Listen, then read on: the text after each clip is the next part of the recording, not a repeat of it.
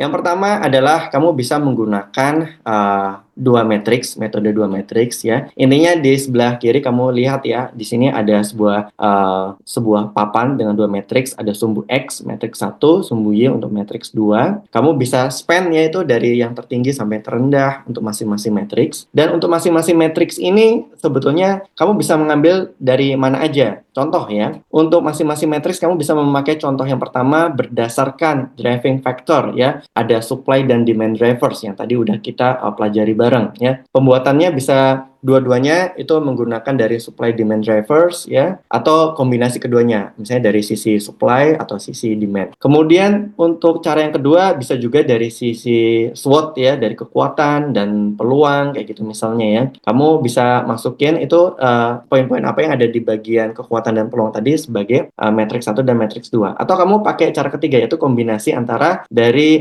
driving factors atau dari sisi SWOT ya. Contohnya gimana? Tenang. Kamu bisa langsung lihat contohnya di sini. Contoh pertama adalah menguasai market premium dengan CRM yang kuat. Contoh pertama, matriks satunya kita pakai market ya. Marketnya ini spend-nya dari masif ke premium. Oh, Polo Orbis ini target marketnya premium dengan pricing yang tinggi. Kemudian dari sisi CRM, Customer Relationship Management-nya antara dengan yang ekstensif ataupun yang intensif ya, dengan direct selling-nya, dengan digital channel-nya dia, kayak gitu ya. Dia ini punya model yang direct selling dan hubungan dengan pelanggan yang sangat intim ya, sangat kuat gitu, intens gitu. Sehingga dia memiliki keunggulan dibandingkan perusahaan lain, kompetitor lain berada di market premium dengan hubungan dengan customer-nya yang sangat intensif. Dibandingkan kalau perusahaan lain itu kebanyakan mereka CRM-nya atau hubungan dengan customer itu adalah melalui wholesale market, jualan retail kayak gitu ya. Walaupun ada beberapa mungkin secara marketnya mendekati Pola Orbis yaitu di market premium. Nah, efeknya apa? Dengan analisis ini kamu bisa melihat si perusahaan ini sebetulnya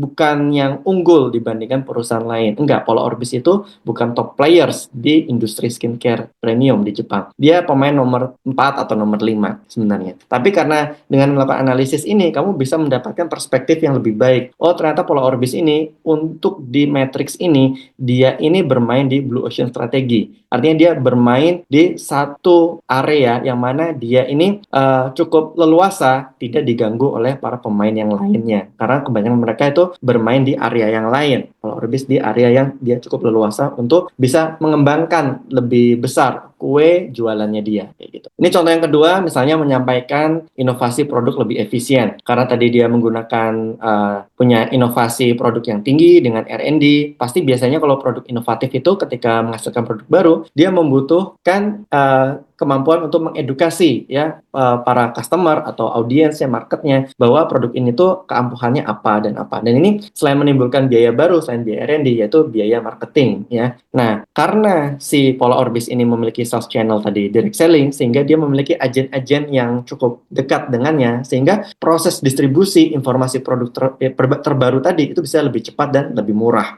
Dan ini membuat biaya marketing atau biaya edukasinya Pola Orbis ini cukup rendah sehingga dia berada di area yang strategis dibandingkan oleh kompetitor lainnya. Nah, dari dua contoh tadi, ini bisa kamu masukkan, kamu rangkum sebagai keunggulan kompetitif perusahaan. Nah, ini bisa kamu masukkan juga dalam tugas market research ya.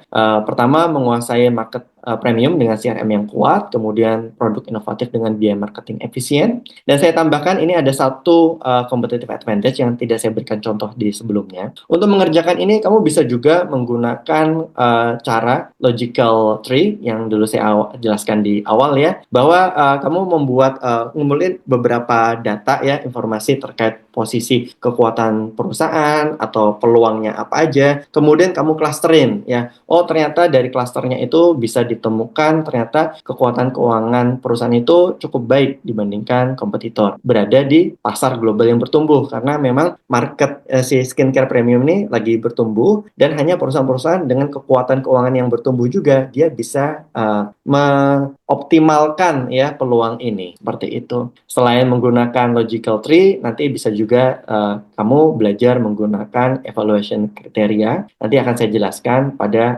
pertemuan-pertemuan yang lain. Kayak gitu. Nah, kesimpulan dan tips menentukan keunggulan kompetitif ini memang butuh banyak latihan dan percobaan ya. Kalau misalnya kamu sulit dengan langsung di depan komputer, kamu bisa juga menulis coret-coretan draftnya di kertas ya. Ini untuk mempermudah kamu untuk melepaskan apa aja yang ada di pikiran kamu lebih baik dibandingkan kalau kamu langsung berhadapan di depan monitor. Kemudian pemahaman atas peluang pasar, kekuatan perusahaan serta posisi perusahaan itu diperlukan juga dalam tugas ini. Jadi kamu juga perlu membaca posisi atau informasi di perusahaan lain, kompetitor yang ada di industri sejenis dengan perusahaan yang kamu analisis. Kemudian dalam valuasi, banyak faktor kualitatif. Oleh karena itu, latihan ini dapat memperkaya pemahaman kamu. Kenapa nilai wajar suatu perusahaan itu overvalue atau undervalue. Jadi kalau misalnya cuma langsung melakukan analisis kuantitatif, biasanya ada kemungkinan ada informasi yang tertinggal. Padahal sejak awal kita menggunakan consulting framework ya, ada yang namanya MIS ya, mutually exclusive dan collectively exhaustive. Collectively exhaustive artinya jangan sampai ada detail yang tertinggal sehingga nanti ketika kamu membangun argumen dalam presentasi akhir di kelas ini, kamu bisa meyakinkan para klien kamu atau investor kamu bahwa rekomendasi kamu ini memang solid ya, rekomendasi dan argumennya. Oke, terima kasih sudah mengikuti modul dan video ini sampai sini. Semoga kamu bisa melanjutkan semangat belajarnya sampai akhir. Selamat mengerjakan tugas-tugas. Kalau kamu masih kebingungan, bisa tanya di grup. Oke, see you. Bye-bye.